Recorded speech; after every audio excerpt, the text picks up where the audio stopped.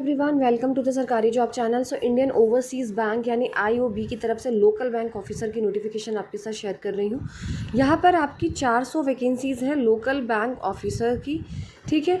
और जो भी कैंडिडेट सेलेक्ट होंगे उनको स्टेट में ही पोस्टिंग यहाँ पर मिलेगी।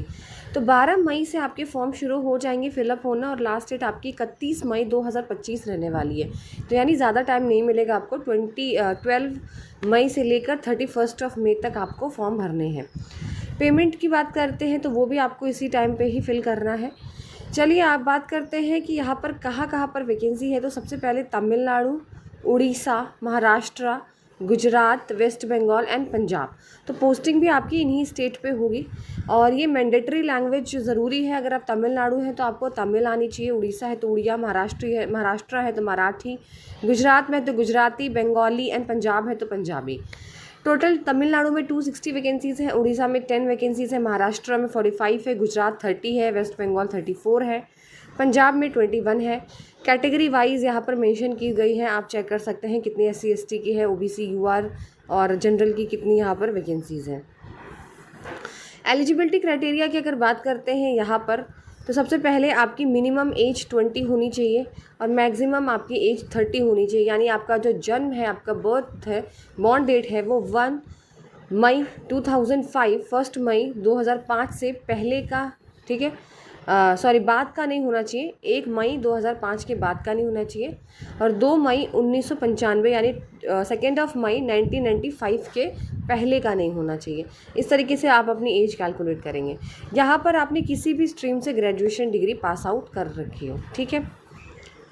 साथ ही साथ अगर आप SC ST के हैं तो 5 साल का रिलैक्सेशन है, OBC NCL है तो 3 साल का है, PWBD 10 साल है, ठीक है। तो यहाँ पर आपको जो है कैटेगरी वाइज यहाँ पर आपको एज लिमिट भी दी जा रही है।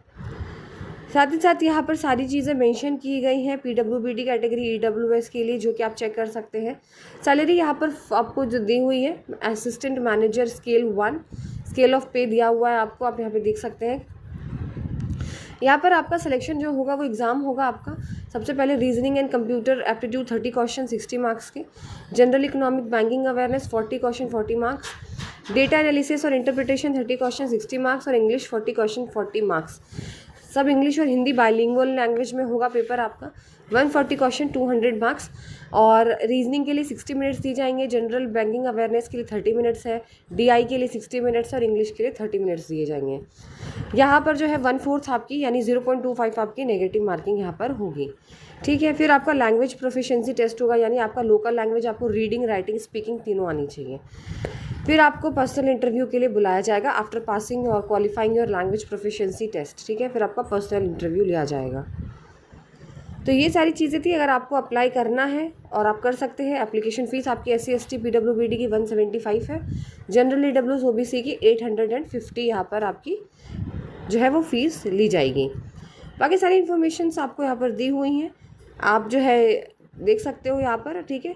और बाकी बात करते हैं यहाँ पर जो है वो आपकी सारी चीज़ें दी हुई हैं, किस तरीके से आपको अपने सबमिट करने हैं डॉक्यूमेंट्स। और ये आपके एग्जामिनेशन सेंटर्स हैं।